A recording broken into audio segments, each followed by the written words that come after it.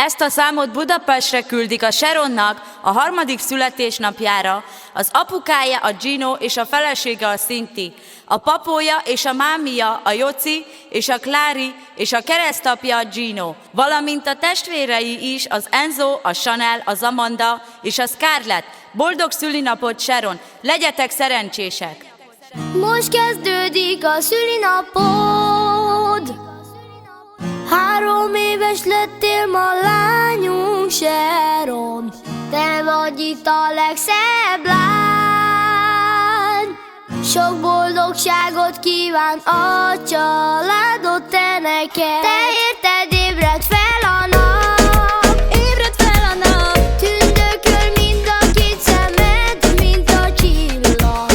Szeret téged az apukád és a családod. Mindenüket ők neked adják, neked odadják. Gyönyörű szép hosszú öja van a Sharonnak, büszkesége ő az apjának, a Ginónak. Ő az, akit féltenek és úgy imádnak. Nagy az öröme ma az egész családnak.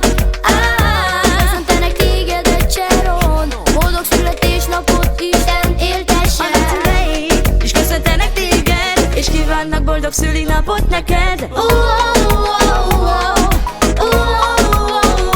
Te vagy Budapest legszebb lánya, A te szükségednek nincs párja.